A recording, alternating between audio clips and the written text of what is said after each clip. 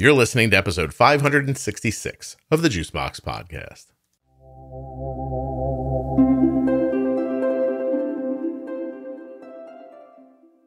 Vikki is a diabetes care and education specialist. She's also the mother of a child with type 1 diabetes. Today, she comes on the show in an attempt to tell us about moving to that career.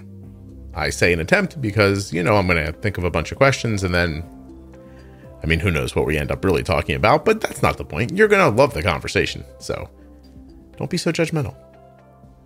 Nothing you hear on the Juicebox Podcast, please remember this, please, that nothing you hear on the Juicebox Podcast should be considered advice, medical or otherwise. Please always consult a physician before making any changes to your healthcare plan or becoming bold with insulin. You do not have to consult a physician to follow me on TikTok at Juicebox Podcast, on Instagram at Juicebox Podcast, the private Facebook group that's called Juicebox Podcast Type 1 Diabetes. You don't have to ask a physician before you take the T1D survey at t1dexchange.org/juicebox. These things are those are free will things. You can just do that. All right. I was ham-fisted. I don't know what to tell you. It's Sunday night. I'm doing a bunch of ads and I'm a little woozy. I'm not gonna lie to you. But don't worry. When I recorded the episode, sharp as a tack.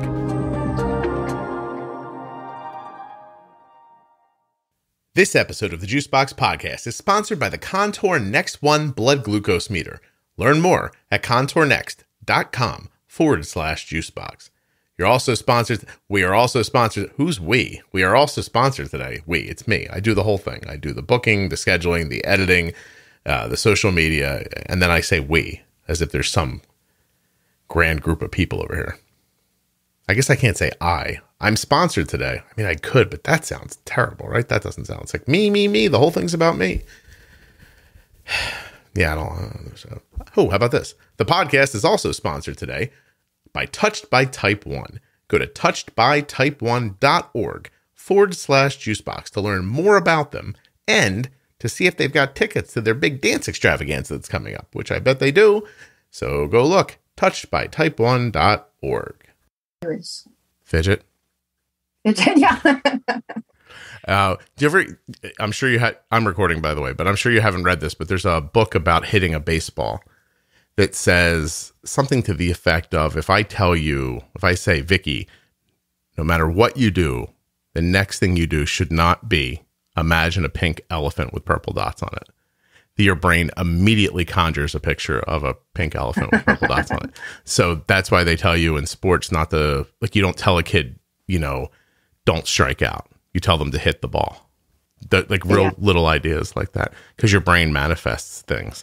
Anyway, don't fidget. Oh, yeah. Best of luck. Don't fidget. I don't know. Do you, oh, you know what? Go ahead. Introduce yourself first. Okay. My name is Vikki. I am a certified diabetes educator, or now a diabetes care and education specialist. I'm a nurse and a parent to 3 boys, including one 10-year-old boy with type 1 diabetes. Okay. So my question I was going to ask you is, do any of those boys play baseball? They do not. Okay. They are not particularly athletic. They've just not ever enjoyed it or excelled at it. And so I have to coerce physical activity out of them. They're not particularly athletic. I gotcha. The reason I said, because I'm going to have to leave in what I said at the beginning, is because if you ever notice with a man on third in a child's baseball game, the coach feels encumbered and they have to walk out to the pitcher and say, okay, now look, we got a man on third here, just make a good pitch. And inevitably the next pitch is in the dirt, bounces behind the catcher, and the man on third walks home. It's almost like you're taking time to point out to the pitcher, hey, don't forget the guy on third who you're trying desperately not to let score.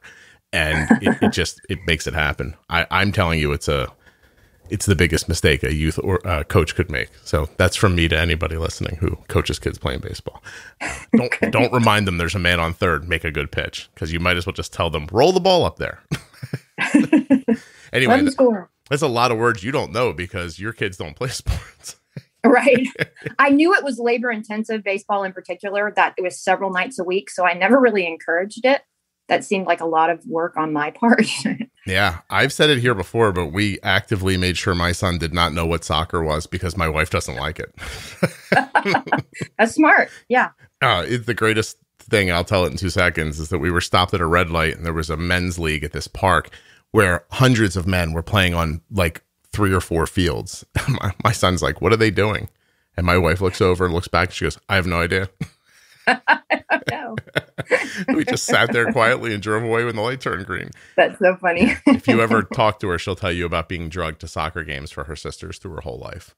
And it scarred her. She did not. Never again. She does not like soccer. Anyway. So, Vikki, you are on the show because I asked if somebody, remind me what I said. If someone had was a CDE or had recently become one. So I was certified. It's been a little over a year now. I think at the time it had been just at a year or something like that. Yes. Thank you. I need other people in my life to remind me of what I mean and what I've said. It's incredibly handy, I have to tell you. Like, it's way better than having to remember for yourself. So my reasoning behind that was that people ask about becoming CDEs. A lot of nurses that listen and people who are looking to educate themselves as an adult. And I thought we could walk through it. Now, my super secret, secret for myself wanting to do it is because I'm trying to make a whole bunch of Juicebox Podcast thinking CDEs in the world. And then one day I'll take over the world. Good plan. I'll activate them with the chip that Bill Gates put in your vaccine. And we'll march to victory. Anyway, that's a different thing. So when did you become a nurse? So I became a nurse in 2006. It was my second career. I was a teacher first, and then I got married and went to nursing school. Wow. So you were a teacher as a younger single person? Yes. What made you switch careers, can I ask? Well, I had wanted to be a doctor, and then I discovered beer in college and didn't study as I should have. And teaching didn't require that GPA. So I was a science teacher for 4 years and just always knew I wanted to be in medicine. And so when I got married, I had someone that could support me while I went back to school. So now, Vikki, I have children who are almost through the education system as far as at least high school goes. But are you trying to scare the living hell out of all the young parents in the world? No, we can edit that part out. No, we're leaving it in. It's hilarious. We're not editing anything out, Vikki. Be careful when you're talking, okay? No, it just, high school was so easy. And college, I went to Georgia Tech. And so it was very humbling. And my grades suffered because I didn't realize I was going to have to put a whole lot more effort into it. And then I just decided it was way more fun to not put effort into it. And so it wasn't your intellect because you went back around and did it again. Was it maturity? It may have been. Yeah. It was the first, I was pretty sheltered, I guess. And away from home and private high more school? More social than I'd ever been. No, it was a public school. No, your high school was public? No, yes. Sorry. Okay, yeah. Okay. That was public. I just was kind of a homebody and didn't go out much. And Gotcha. College was different. I found my people, I feel like sometimes high school wasn't great, but college, I found people I connected with more and had more fun. And Gotcha. Would you have been a more social person in high school, do you think, if you met more people that you jived with? Or do you? I don't know. Yeah. It's funny. This is maybe you're like, I've listened to this podcast enough to know that we're never going to talk about how I became a CD. But don't worry, we will. Okay. I'm just fascinated because I've seen a number of people come out of the private high school system with these great grades, and then they get to college and they go, "Oh, I don't think I'm as smart as I thought I was." But sometimes their grades are bolstered by the private high school's desire for their parents to keep paying for private high school. Right. And, you know what I mean? I don't know if that was the case. Yeah, no, it doesn't sound like it because once you went back and did it, you were fine. Yeah. But oh no, I probably shouldn't mention the other school. I feel like the other school that I got my my nursing degree from was just very different. And honestly, I found those classes way more enjoyable, the atmosphere more enjoyable. Georgia Tech it's an engineering school, and it's it's just very rigorous, I guess. Gotcha. No, it's fine. I'm interested to understand. So, okay. So you were a teacher. So everybody now, when you go back to school night, just look that person in the face and think, I wonder if they're here because they want to be, or because they drank too much beer to become a nurse. Or because they just got the beer.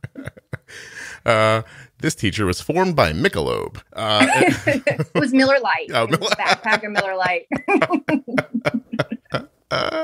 Okay, I didn't expect to have this much fun. So you go back to nursing and then what kind of nursing do you do, and for how long do you do it? Okay, so my first nursing job was on a step-down cardiac floor, and so I dealt with patients with heart failure, patients a couple of days post heart attack, people that had angioplasty, had a stent placed. So I did that for how many years? About 5 years. And then when my twins, so I have 3 boys, the oldest is 13, the younger 2 are 10, 10-year-old twins. And when they were born, it was too much work to go to work, if that makes sense. Their dad did the best he could, but I felt like I had to spend 4 more hours when I got home after a 12-hour shift to clean up the mess he made to be ready for the next day. And so I just stayed home for until they went to preschool. So about 2.5 years after that. Okay. Not that this has anything to do with anything, but was your husband really messy, or are you just type A and you didn't like it not being the way you wanted it?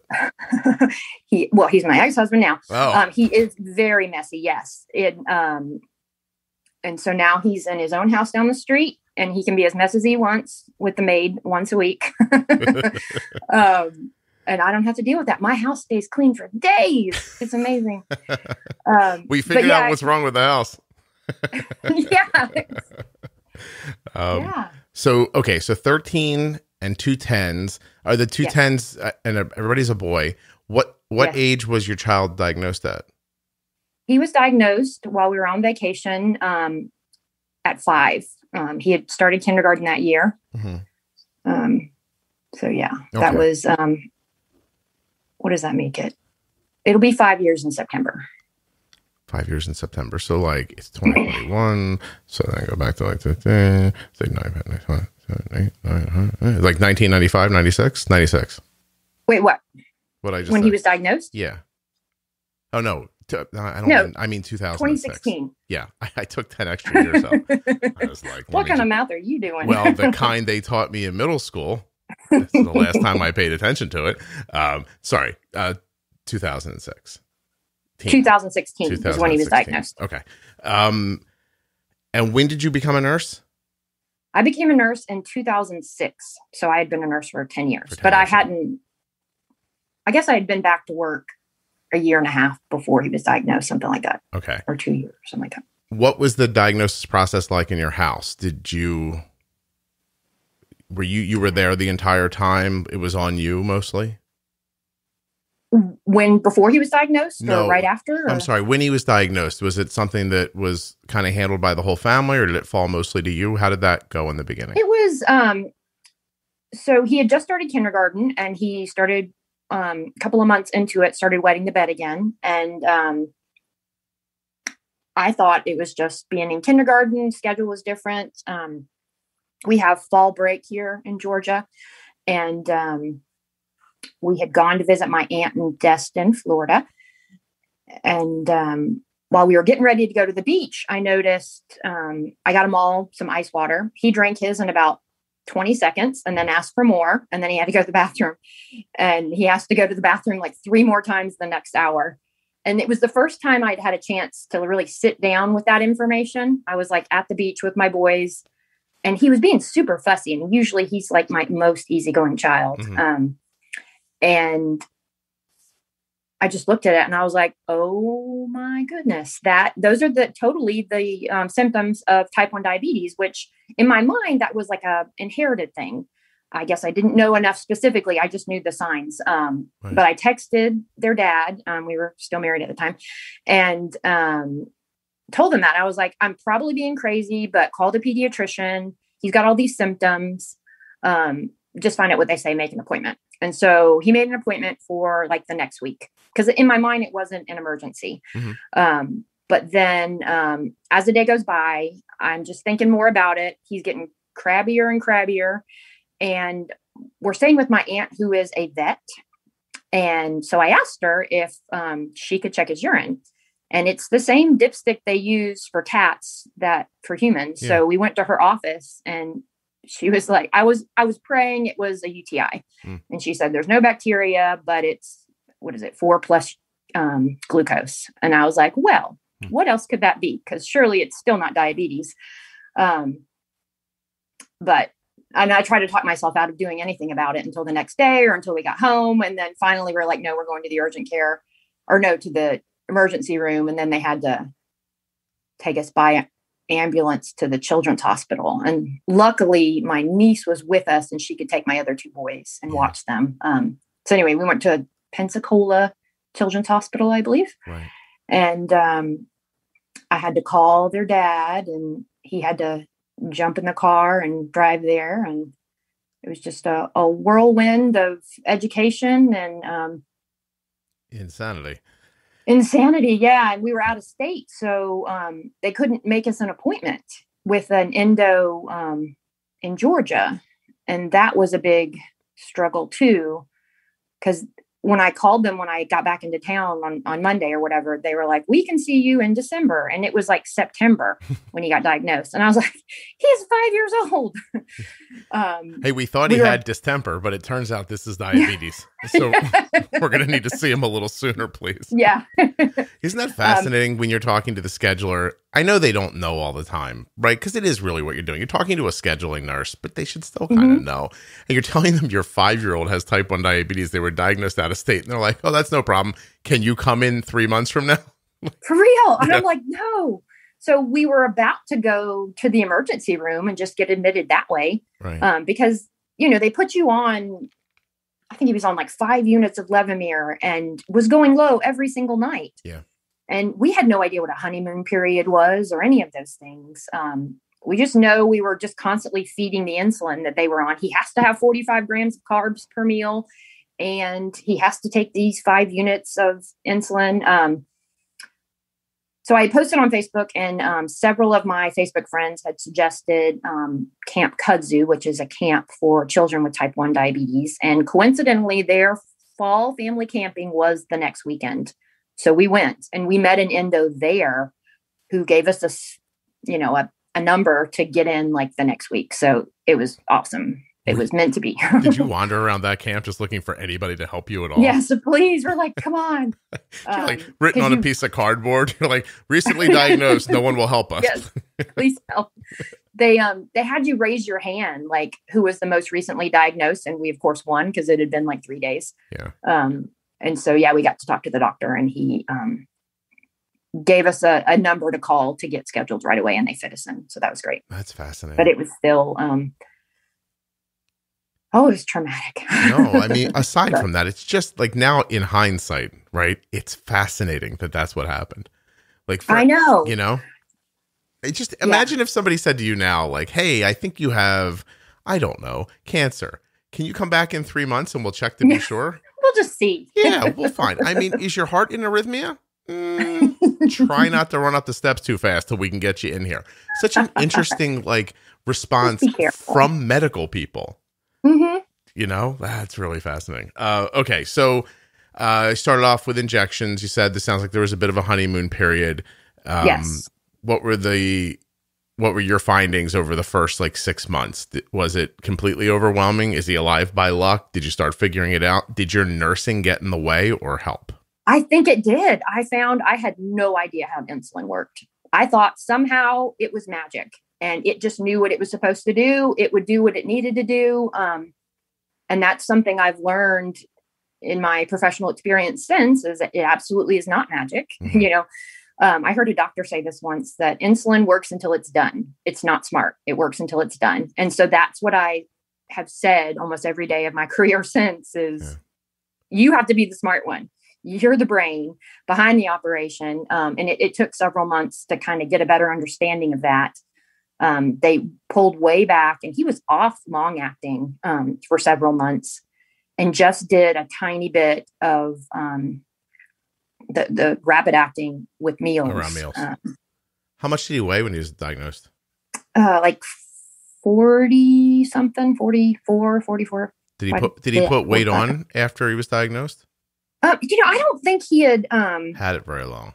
I looked at pictures and I think I caught it pretty early. I like to think I did. Because I don't remember him being particularly thin. Yeah.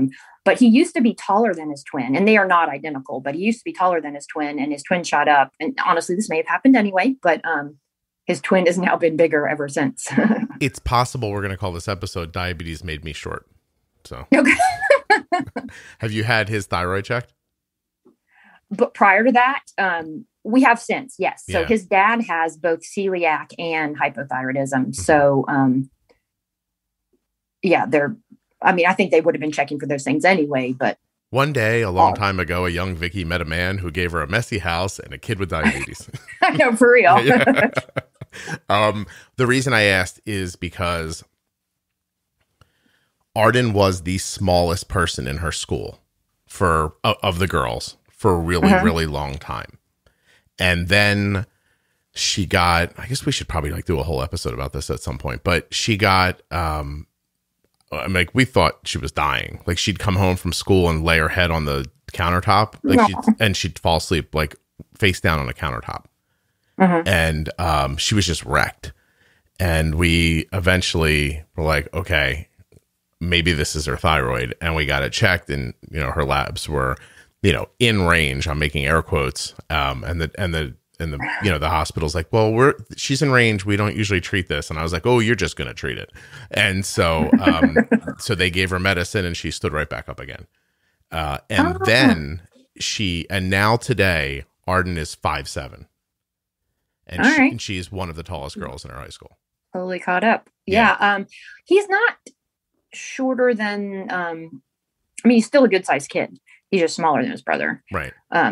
His dad and I are fairly tall. And so, she's short compared to you guys, maybe. Yeah. It's funny. Arden talks about that. She's like, when I'm with my friends or at school, I feel like a giant. And as soon as I come home, even though we're not incredibly tall people, we are all taller than her. She's like, I feel short in the house. So, but my point is that if you get that test and, he's got a TSH of like 2.1, don't let them tell you that's in range. It's coming is what that is. Okay. All right. Yeah. He gets his labs again this summer. We just went to the endo today, actually. So next appointment is the yearly lab. So I will, pay more attention. That episode that I did with Dr. Benito about thyroid it's absolutely like comprehensive, and she will treat anything over 2. Like, so interesting. Yeah. Well, I'm going to make sure his dad listens to that, because honestly, I have not been invested in how well he manages his own. So, well, it's interesting too. Not that I'm trying to get you guys back together. I'm not doing that. But, when you're unregulated hypothyroid or Hashimoto's, you can be a bit of a jackass. And it's hard to, not saying your husband was, maybe this is all your fault. I don't know. I'm just saying that it really alters who you are. Okay. And it's not in any way seen by the person it's happening to. Like, they don't know they're being jerky. Okay. Or short-tempered or unreasonable. I like to tell people privately, I don't think I've ever said it here, but we couldn't get a doctor to give my wife thyroid medication for 7 years, and it really ravaged her. And she was always in range, but they'd be like, oh, you're in range. And finally I threatened a doctor, and I was just like, look, I said, is the medicine going to hurt her if you're wrong? And he said, no. And I'm like, well, then just give it to her. And I said, because I've already dug a hole on our property to put her into. So, and because I'm going to snap and kill her one day, because she's really unreasonable sometimes. And so we're all laughing, like a bunch of married people laughing in a room. And I'm like, but seriously, give it to her. And I would say that within a week, she turned back into the person that I remembered. It was really, that's amazing. That quick. Yeah, it was very fast. So it's worth looking into. And even if you're being medicated, you might not be being medicated enough. And the difference between just your GP giving you Synthroid and a doctor who really understands thyroid function and can look at those labs and say, we are not medicating the number, we are medicating the symptoms. Until you find somebody that'll do that, you don't know where you're at. So that's my advice about thyroid. All right. Good luck.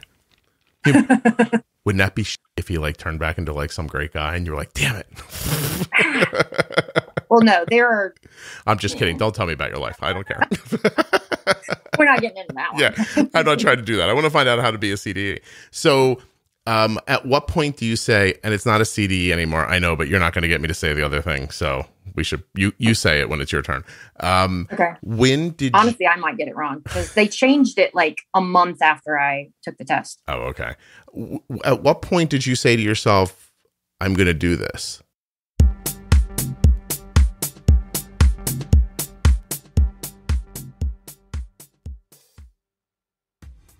I'm going to keep going with what I did in episode 565, which is read to you from the private Facebook group what people had to say about the advertisers. So today, we're going to talk about the Contour Next One blood glucose meter, which you can learn more about at contournext.com/juicebox. Jess says she loves it because it's inexpensive. And it's super accurate. She says, I love how cheap the Contour Next One is for being so accurate. She got a couple of them, so she keeps one upstairs by the bed, downstairs, and one in her purse.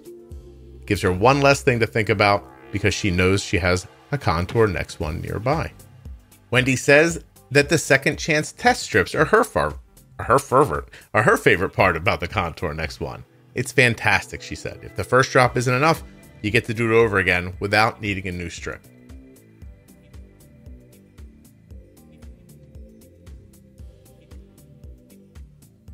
Angie keeps it simple. She says, Contour Next One, small, simple to use, accurate. Julia says the accuracy is amazing. I have 2 of them, so if I'm ever concerned that my other gear isn't right or stuff is disagreeing, I pull out that meter and give it a look. I like what Jonathan says here. Contour Next One. I've used it for a long time and it just works. So that's a little bit from some of the listeners. Here's some from me. contournext.com/juicebox. Amazing website, explains everything. You may be eligible for a free meter. There's a test strip savings program that you could be eligible for. The Contour Next One may be cheaper in cash than you're paying for a different meter through your insurance. I know that's hard to wrap your head around. It's great. It's small, it's easy to use, easy to hold, easy to transport, bright light for nighttime viewing, second chance test strips. It's the best damn blood glucose meter I've ever used. contournext.com/juicebox. Now let's move over to Touched by Type 1. Amanda says, my daughter virtually attends a Touched by Type 1 dance class. She loves that everyone in the class is just like her and smiles whenever she hears anyone else beeping. There's some other stuff here about Touched by Type 1 from listeners, but I actually have to tell you about their Dancing for Diabetes extravaganza, which is coming up pretty darn soon. All right, you can see this yourself if you head over to touchedbytype1.org, but go to their programs tab and you'll see there that the 21st annual Dancing for Diabetes Showcase, which features award-winning dancers and raises funds to support those touched by type 1 diabetes, is happening on November 13th, 2021 at 7 p.m. in the Dr. Phillips Center for the Performing Arts. Tickets begin at $15 and are on sale right now. I see a button. It says, get your tickets. Watch what happens if I click on it. Oh, I can buy tickets. That's perfect. That's exactly how that's supposed to work. Touchedbytype1.org. Go to the programs tab. Get your tickets. Where is this at, you're asking? It's in the Walt Disney Theater. The Walt Disney Theater. I think it's probably named after Walt Disney, if I'm guessing. Oh, look at how nice the theater is. There's a picture here. I'll be damned. Walt Disney Theater, Orlando, Florida. Hey, if you're local, head over and check out Dancing for Diabetes, presented by Touched by Type 1, touchedbytype1.org. Oh, don't forget contournext.com/juicebox.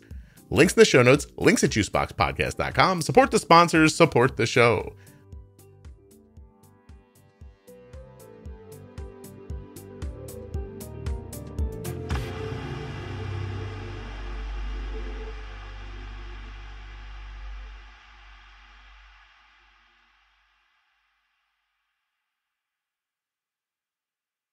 I kind of just looked into it. So after I went back to work, when my twins went to preschool, I worked in a call center, still as a nurse, but no longer at the bedside, like in a hospital. Mm-hmm.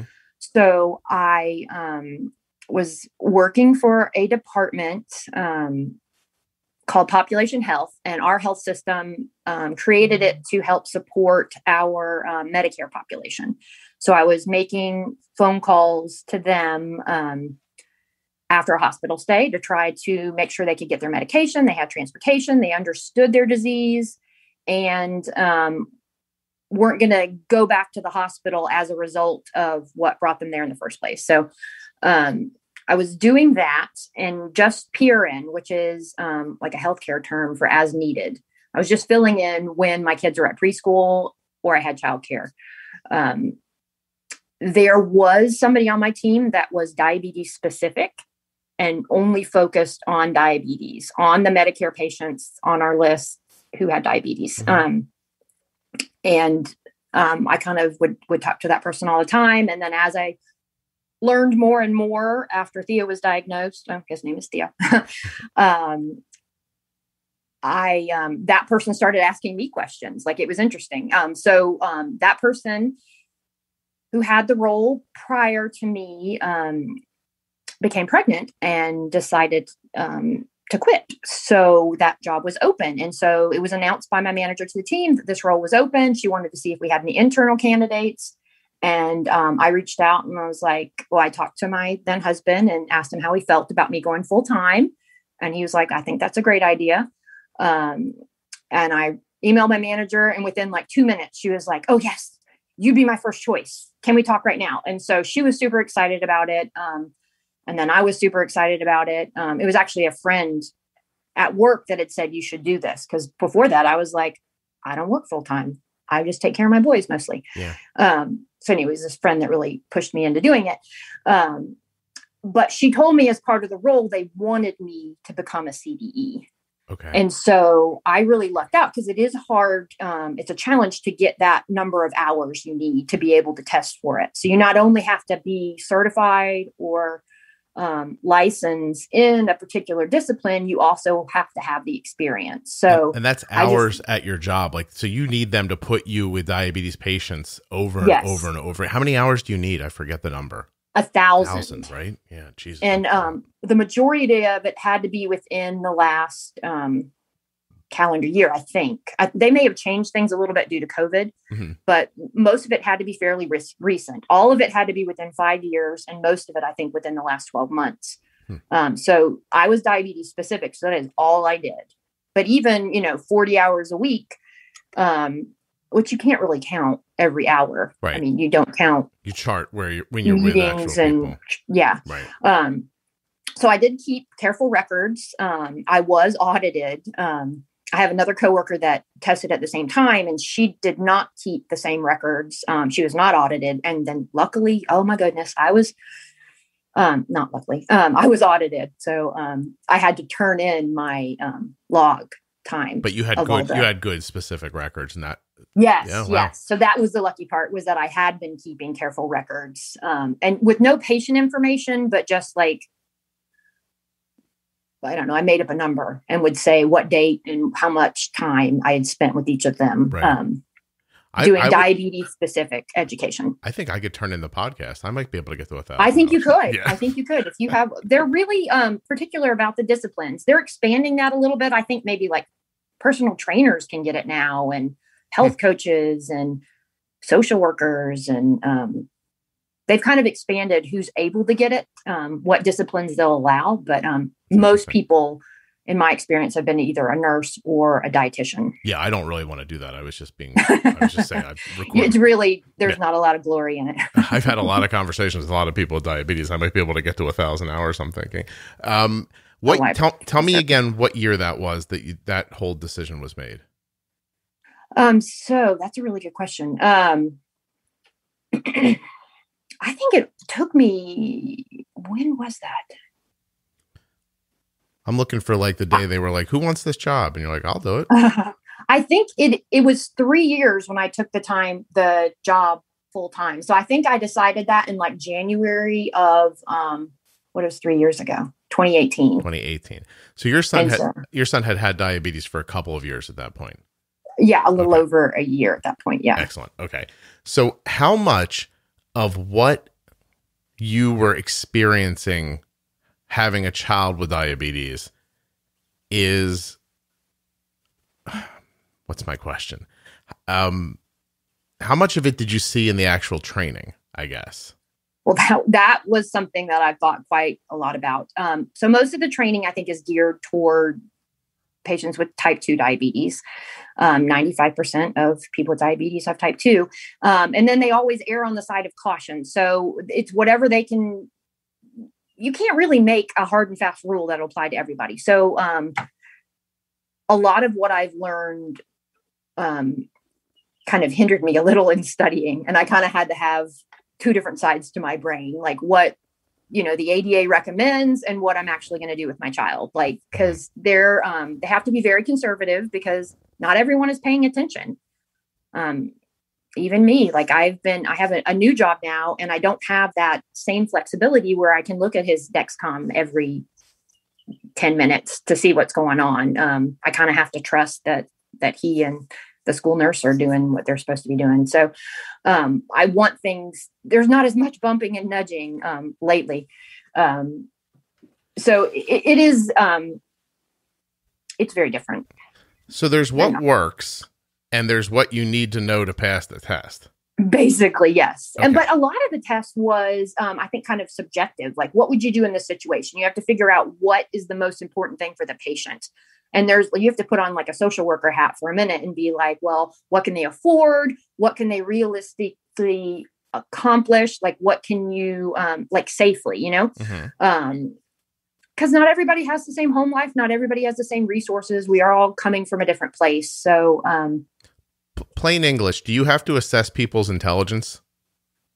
Yes. And their ability to understand what you're saying? Yes, very much. Because I think I talked to, so most of the patients in my former job had type 2, but some had type 1 and some had it for a long time. And they wouldn't have been on my list had it been well managed. Okay. I only got people with A1Cs over 9 for most of the time I did this.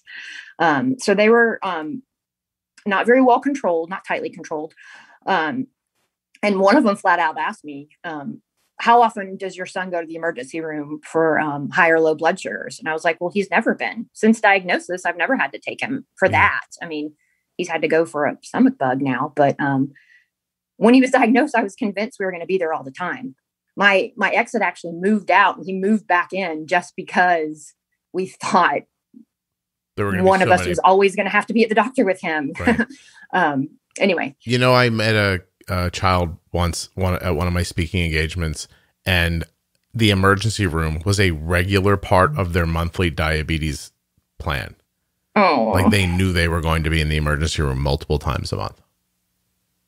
And I was absolutely fascinated by it. And two parents who were trying really hard and seemed to have it's not for lack of effort. Yeah.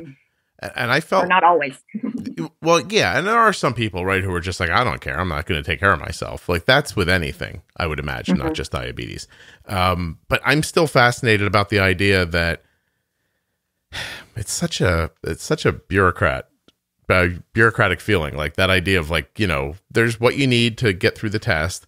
And then there's what you could actually help people with. And these two things do not have to exactly correspond with each other. Is striking. But I get it. I mean, it's not going to work for everyone, and not everyone has the time or inclination to manage it that closely. And they don't have two separate tests for type 1 and type 2. So right.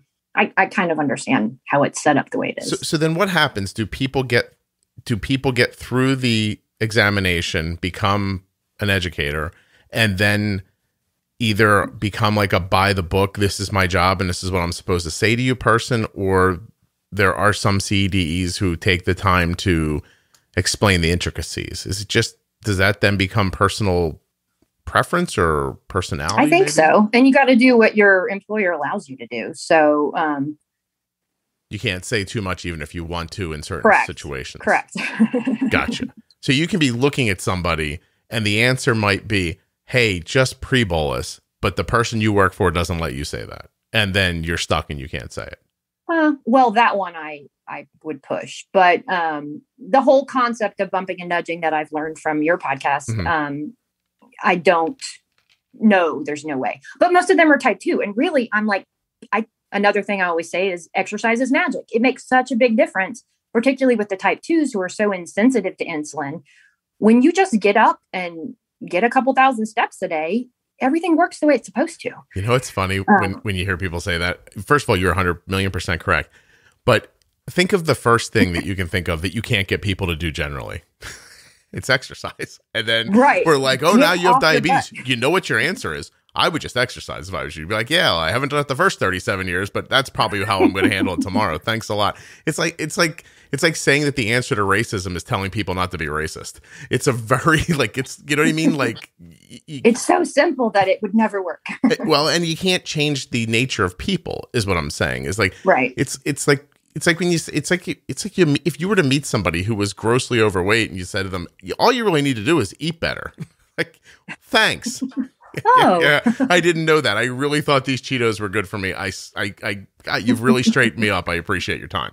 Like it's one of those weird things that people do things the way they do them. The answer to making it better can't be don't do the thing you do. I know it's the obvious answer. It's the right thing to be told. It's an unreasonable thing to expect somebody to just magically pop up and do one day. Exactly. Yeah. That's all. I tried to create small goals with them. Just, add little 5-minute walks, get up during commercials. So you're actually giving them little ideas that might trick them into doing things that are better for them, because the truth is they're not just going to get up and be like, I'm going to walk 2 miles every day. Right. I'll be like, well, just walk to the mailbox today. Wow. It is like that for some people. Like that. It is, unfortunately, especially I worked with Medicare patients. So most of them were older, and a lot of them had, knee problems, hip problems. So you work with what you got. I was like, even if you're just lifting soup cans, some amount of activity. And then for the type 2s, usually they tell you 30 to 50 grams of carb per meal. Yeah. Lower end if you're female, higher end if you're male, or particularly active. So it's different with type 1s where we're, doing carb ratios. For type 2s, they have a fixed amount of insulin, and we just try to eat the same amount of carbs, basically. Yeah. So my mom's in her mid to late 70s, and she was very active, going to the gym right up till COVID. And then as soon as COVID hit and she became more sedentary, her A1C started to go up. That activity. And so then I think she was kind of staving off a rise in her A1C just by being incredibly active. Like, she'd get up in the morning, go to the gym, you know what I mean? And then I finally said to her, I was like, all right, well, look, you're going to end up on medication. If this rolls around again in another quarter, when you test your blood sugar again, I said, I would just go low carb if I was you. And she's waiting now to go back and hear, but she lost weight with the low carb, and I think it's going to work for her. But it's specific. She lives in a small place. You know what I mean? Like, when you just said lifting soup cans, there's part of me that's like, oh, that's brilliant. And there's part of me that thinks try to put myself in a 75-year-old person's mind, and I'm trapped in a small apartment doing curls with some chunky, soup. And would you not sit there thinking oh my God, what has become of my life? Is this my life? Yeah. What's the point? Yeah. I would just be like, oh, maybe I'm done. What am I doing? I've already seen The Price is Right, and I'm doing curls with soup cans. It might be time to go. And, what I'm being serious though is I'm saying it must be difficult to hear things like just walk to the mailbox, because they're still people, and they're not stupid. They're like, oh my God, that's my life. That's going to be exercise. My knee, and like you said, some people have real problems, hips, knees, stuff like that. Really it's obviously the progression of life, and it's not sad. I guess I'd rather have a bum knee at 78 than not make it to 78, but the fact of all this, I feel like it gets overlooked sometimes. We're all so quick, people listen to the podcast, or even people who online who are very specifically managing. You don't realize you're the small percentage of people. Most people are not bumping a 130 blood sugar. You know, most people are like, my blood sugar only went to 190 today. I had such a great day. You know, that's how Right. it works for most people. Most people don't have glucose sensing technology. You know, they can't afford it. If they had it, they might not know how to use it. And the idea there is that you're looking for ways to help those people. And then somebody like you or me rolls in and I'm like, hey, my kid's A1C is 5.9. I really would like it to be 5.5. Can you help me? The CDE is probably like, what? You're doing great. Shut up. Why would you want to change anything? Yeah. Leave me alone. You're my easy one. Yeah, I got told that today. The doctor was like, no, I've seen real problems. And I mean, I still feel like our control is nowhere near where I want it to be. But, you know, I have 3 kids. I work full time. I do the best I can. And my kid, he will ignore every single alarm. So if I'm not like sitting in front of the phone, like he could be high for who knows how long. And he won't tell me he's low until he's like in the 50s. So anyway. There are times I've walked into Arden's room and I go, you must hear the alarm. She goes, for real? And she'll go, my phone's not making any noise. And I'm like, they just don't hear it. Because I hear it from your room into my room. And, you know, and so then you're standing there looking at her, she's looking back, and then her phone beeps and she goes, oh, it's starting to work now. And I was like, It's like, but I don't think she's ignoring it. I don't think she hears it. Doesn't. Yeah. Yeah. I really don't. And I think she's 16 and you know what I mean? Like all that other stuff. Yeah. But you're right. Like people need help, and help, you know, when I say people need help, like when kids need help, what they really need is a person who is willing to excise some part of their life out of their life and fill it back in with helping you with your diabetes. Like that has to be part of my job. Once it's part of my job, then I look and I pay attention. Like, you know, Arden grabbed a snack this morning during school and she like didn't do a great job with the bolus. And so I went in and I was like, hey, that's not working. And she's like, I did everything I was supposed to. And I was like, well, you didn't, or this wouldn't have happened. You know, and so, but she doesn't see it that way. And she will eventually, like eventually she'll be through it enough and she'll care enough to see it. But for now, she's a kid. And she's like, look, man, I counted the carbs and I put the insulin in and I waited and this is what happened. And now, but now the point is now she's sort of like, so what are you going to do about it? Because she's not 100% sure what to do after that sometimes. Yeah. You know, like the recorrecting. I think left on her own, Arden's A1C would probably be more like 6.7, I'd be guessing. 6.5, 6.7 on her own. You know what I mean? I'm the other 1.25, basically. That's where you come in. Yeah. I'm like the guard that, you know, I don't really score much, but I play a little defense. So, anyway, I don't know how to ask you this question. Okay. Is it a valuable endeavor doing what you do, or does it feel fruitless? No, I think it's very valuable. Okay. I feel like I was in the position to help a lot of people have a better understanding of the importance of exercise, of how insulin works in their bodies, the importance of nutrition. I mean, it fell on deaf ears a lot. There are still people, plenty of patients that would just stop answering my calls. I think they felt like I was judging them if I didn't like their blood sugars. And I tried to be just, you know, this is a number. It's not a reflection of your character. It just gives me, you know, it's a point in time. It gives me an idea because I'm not there with you. Right. And I thought it's been my favorite job. It's been the most rewarding job that I've had. Okay. And I think I've touched the most number of lives. I don't think I've saved everyone, but helpfully, you know, all those studies they've done about tighter control gives you, you know, 5 more years of vision and however many more years of good kidney function. So I think it did make a big difference, and that it had the potential for doing even more for a lot more people. So I'm certain it was definitely rewarding. Yeah. Oh, I'm certain it has. I just wanted you to tell people. To be perfectly honest, if you would have said, no, I've wasted my time and I shouldn't have done this, I would have thought, I did not expect her to say that. I wanted you to tell people because this podcast makes CDEs sometimes. So it is not uncommon for me to get a couple of notes a year from people who become CDEs because of the podcast. That's awesome. And which yeah, is if you're able to and can get that experience, I mean, don't do it to be rich because that's not going to happen. But that's not the reason. You have the potential to help a lot of people. It's most people that you will touch have type 2 diabetes, but you know what?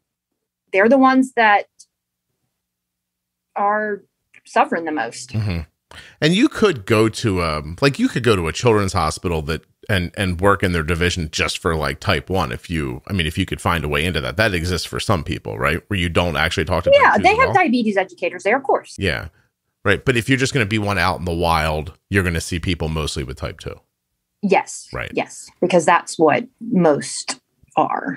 Yes. If I said how many out of 10 CDEs would be, what's my question? How many out of 10 CDs, if I had type 1 diabetes, how many out of a random sampling of CDEs would be valuable for me to have? And how many of them, and how do I know the difference if I'm the patient? Gosh. Well, I asked them really leading questions. So honestly, it depends on what room you're in, I think, but very few. We switched endo practices because nobody wanted to try anything. Nobody was open to discussion. And they didn't seem like they wanted to learn. And this was the doctor. Mm-hmm. And then the nurse practitioner we saw, we don't have any experience with that. I wanted to try the iPort for my son. We don't have any experience with that. And I'm like, well, can I find someone to come talk to you about it? No, we're not going to do that. And then finally we went to the pump earlier than I thought we were going to, because I just, I wasn't satisfied with the control we had with MDI. And, okay. So I don't know, one or two, it really, and all of them will have valuable things to say, but, some more helpful than others because they are taught by the book, and the book tells us, X, Y, and Z, but we know in actuality, unless this person has used insulin or cared for someone who has to use, inject insulin, they don't really understand how it works. Have you ever heard me say, if a doctor says no, you ask why? I haven't, no. But that makes perfect sense. And it's why I left my last practice.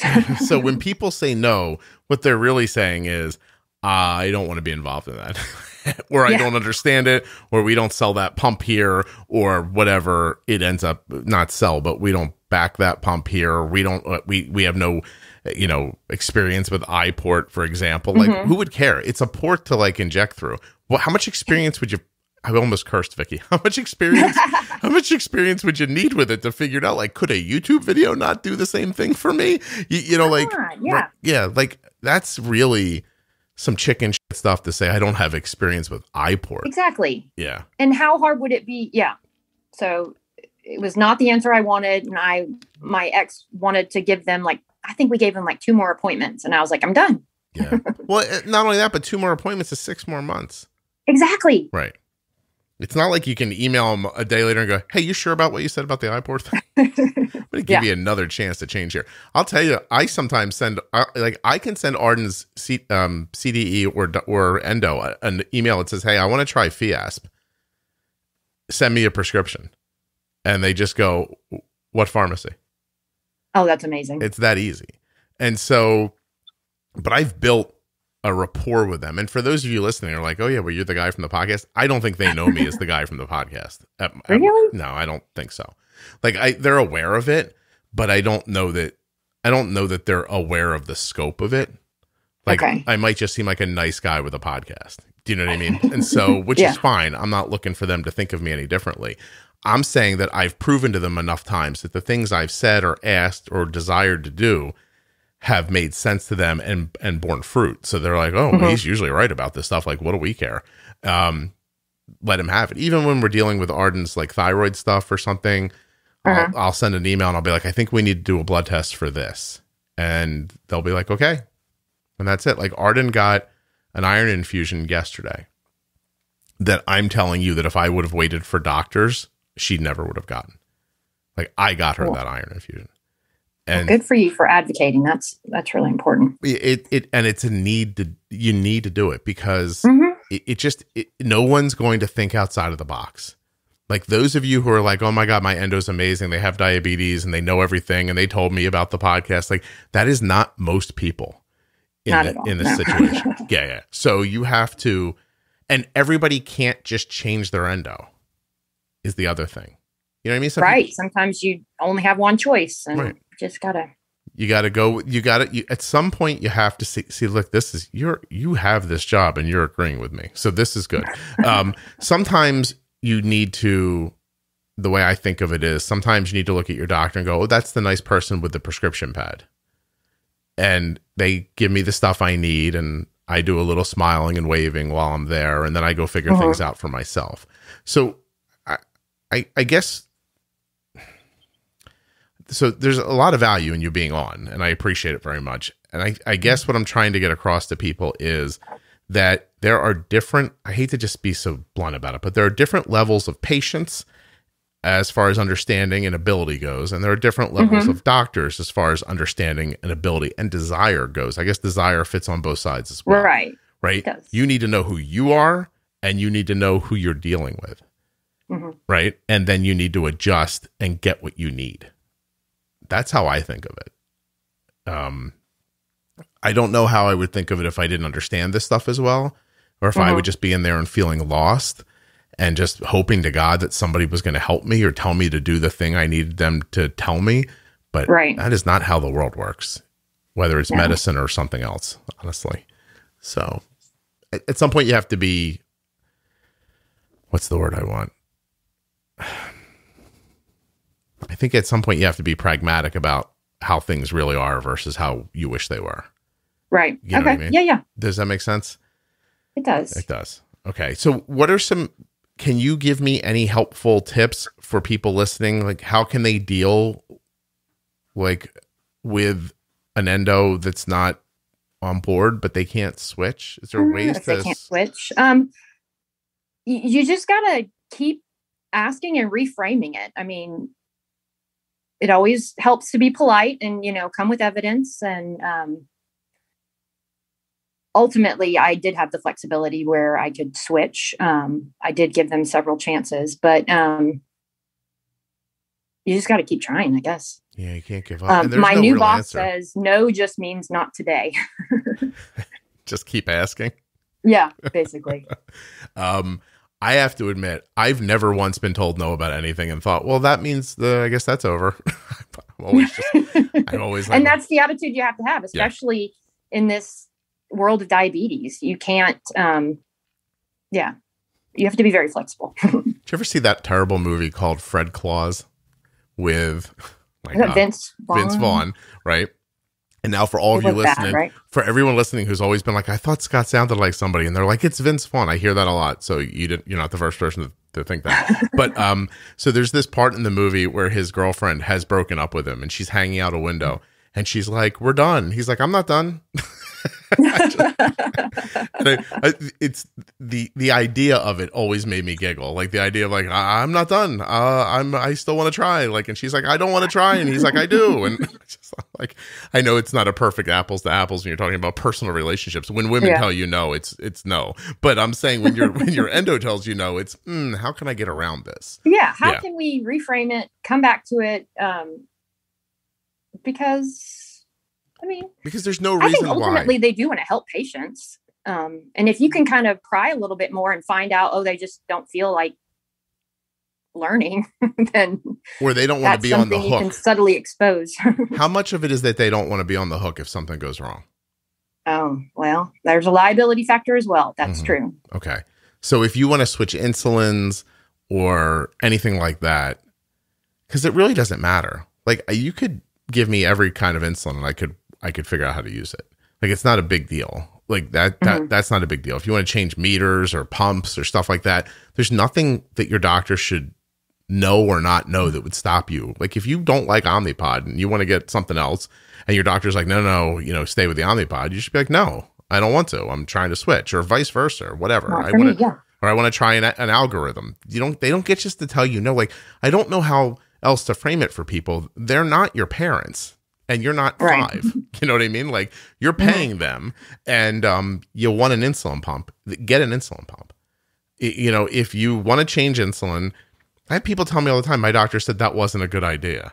And I was like, your A1C is 8.5. Your doctor doesn't know what a good idea around diabetes is, or your A1C wouldn't be 8.5. Like, if you could trust them, you wouldn't be talking to me. I'm a stranger with no medical degree.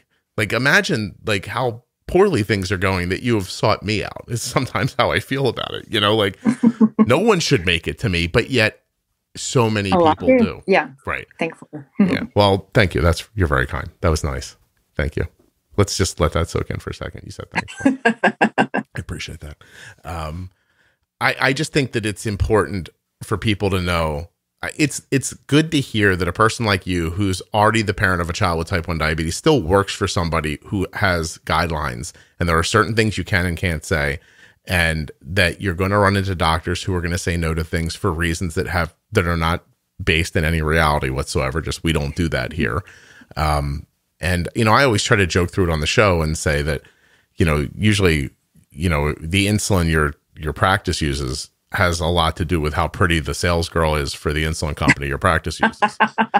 You know? I'm finding that. Yeah. Yeah. And that's not me trying to be funny. That's, you know, the most, you know, the unfortunate truth. Right. Yeah. Yeah. If Fias sends in a guy who's like 6'4" and has steel blue eyes and looks like he just lifts things all day long, your doctor might be like, you know, a really handsome man told me to try Fiasp, and here it is. Give it a whirl. It's not that far off from how people, like, it's not like dirty. It's not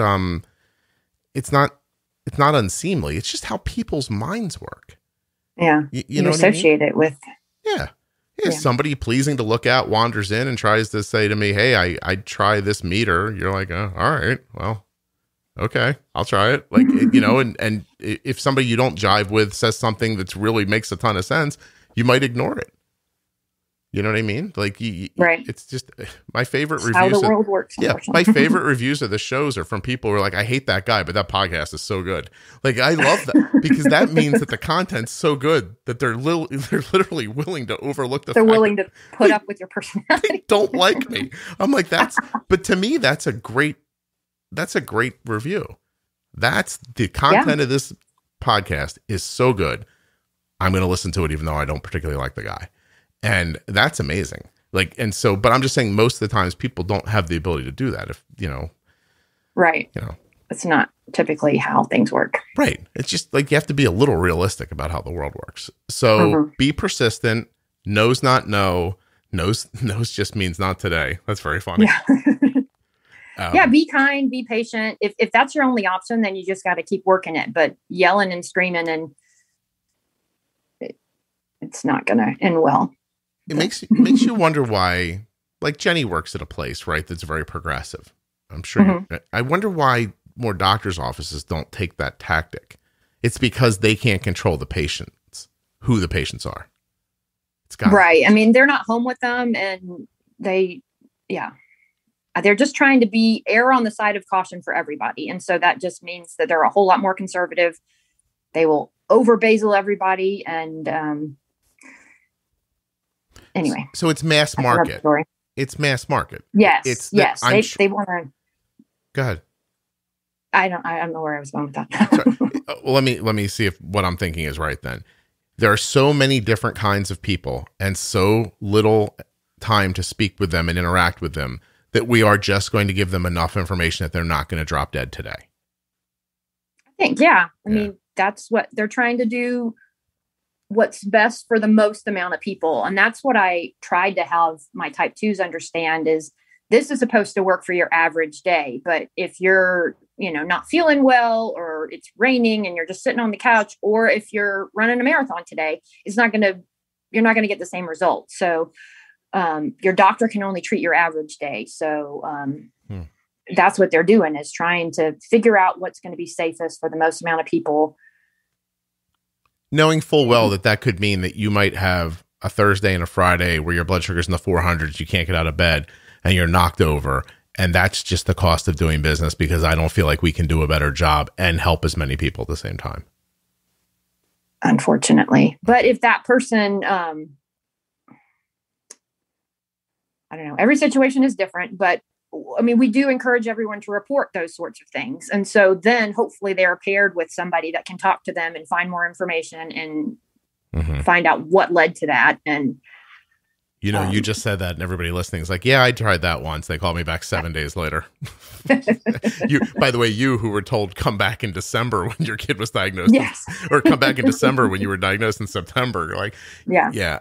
So is there a sentence that gets you out of it?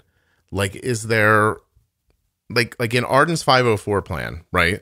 There's all these rules from the doctor's office. And then at the bottom of it, there's one sentence that says that the parents can override the 504 plan whenever they want. Yeah, I think we have with this medical management plan, I have to look more closely at it. All the nurses have been really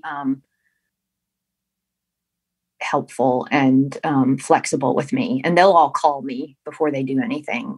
They don't follow it to the letter or anything, because every day is different. And right. So honestly, if we have the time for a conversation, we're going to have a conversation and think about, because they keep changing when PE is and changing when recess is. And what if they danced in music class? And every day is different. And they're willing to stay flexible with you.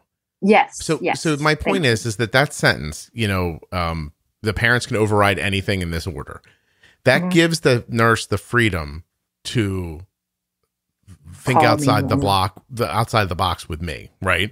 Yes. Even though I haven't spoken to a school nurse, I quite literally since the end of second grade. So I'm just using it as an example, but I'm saying as an educator, as an endo, isn't there a sentence that you could give people permission to think outside of the box instead of trapping them in the idea of, I followed the rules and it didn't work, that's just diabetes, I have to sit here and feel crappy? Gosh.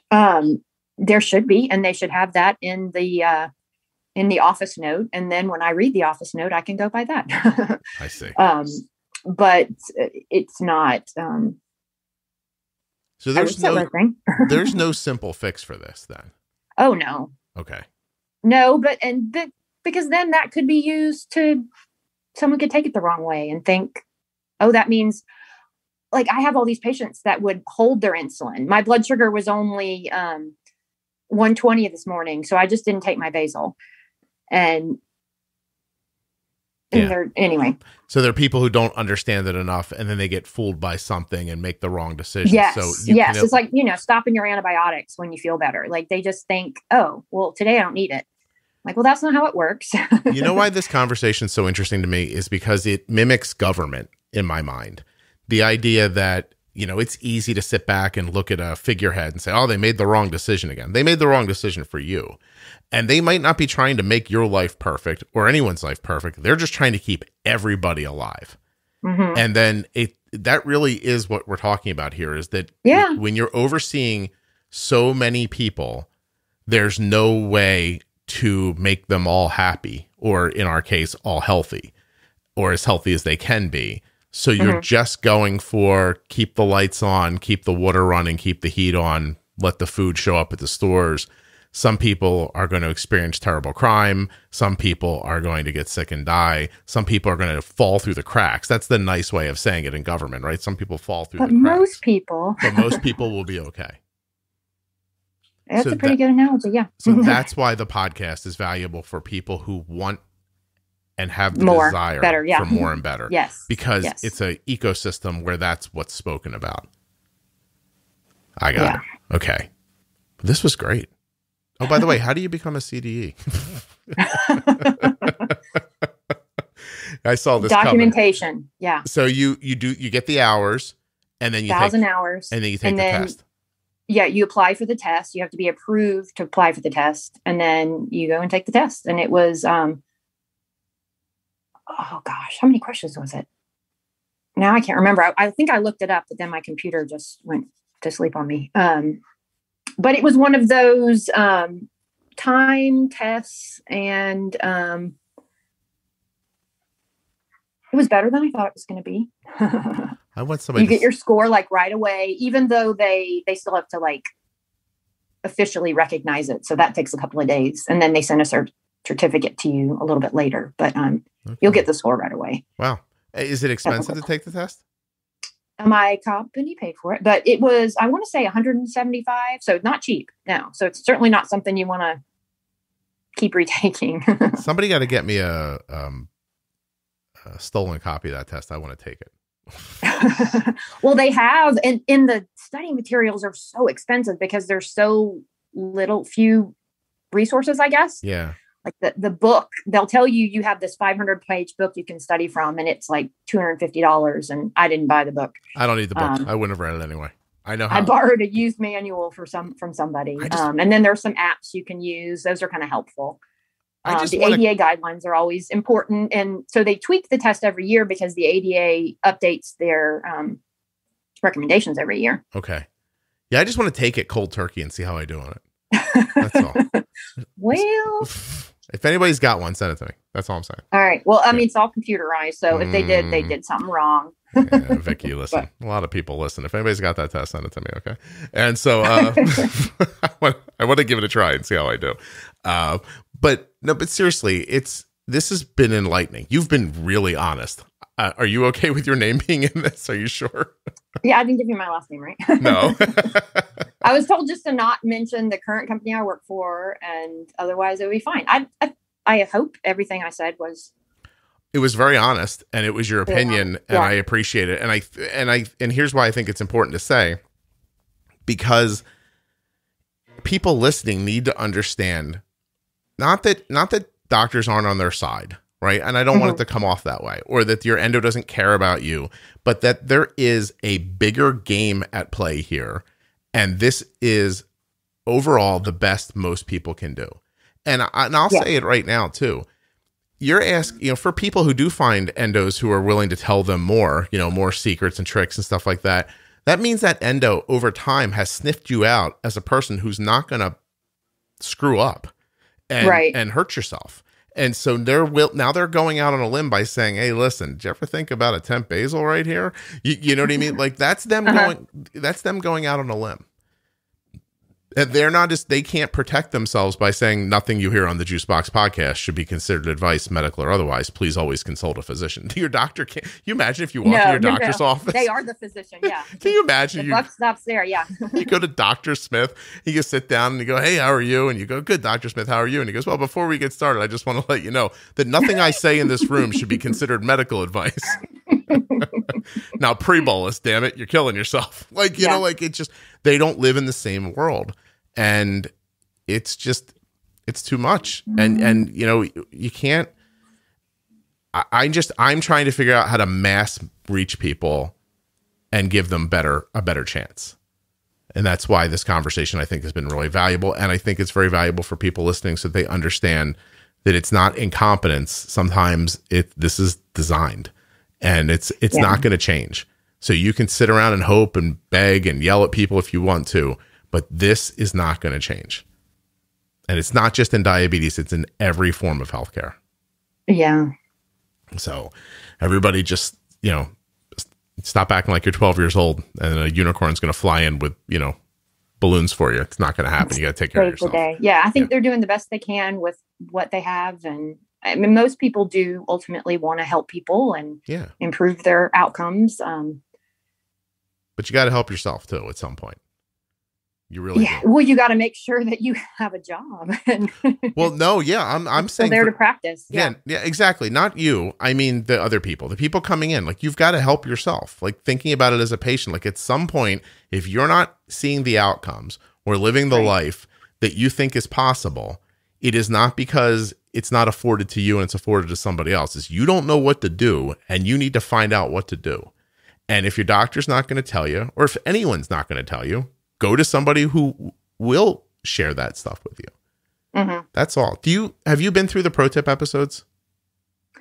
Most of them. I haven't been able to listen in a while, but I know I used to listen to them on walks. When I worked from home for a year, that's when I walked my dog. I would always listen to one. Gotcha. I'm going to re-listen to them. And then I want my son to listen. I'm going to try to anyway. I might have to bribe him.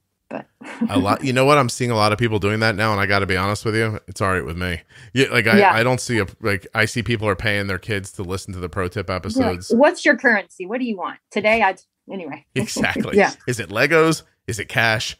let's talk turkey here. Yeah. What'll it take? Well, I'll tell you, there's going to be a teenager on. I probably won't record till the summer with him. You might not hear this anyway. It's going to be a while. But the mom reaches out to me. I have a long conversation with the kid back when I think he's 16 or 17. I feel like I straighten everything. He understands what's going on.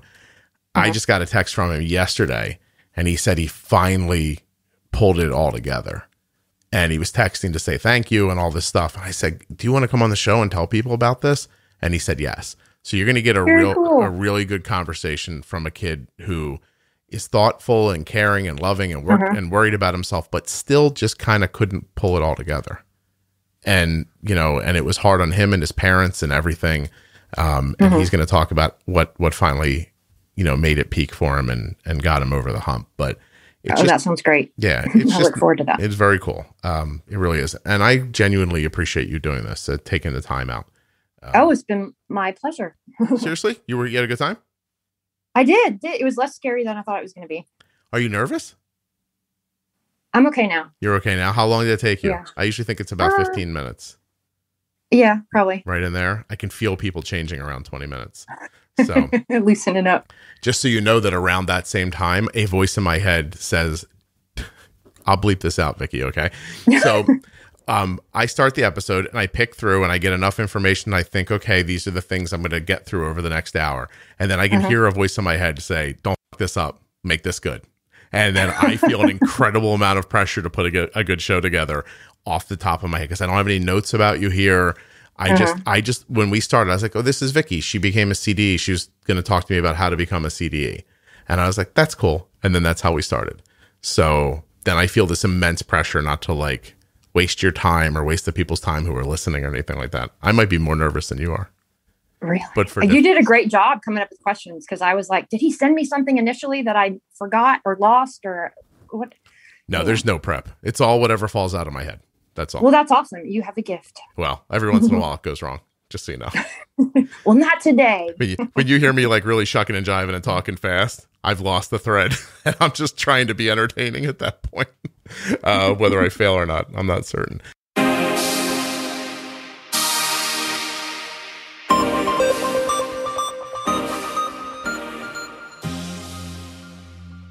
Well, a huge thanks to Vikki for coming on the show and sharing everything that she shared with us, which was a lot, as you can tell, because you heard it.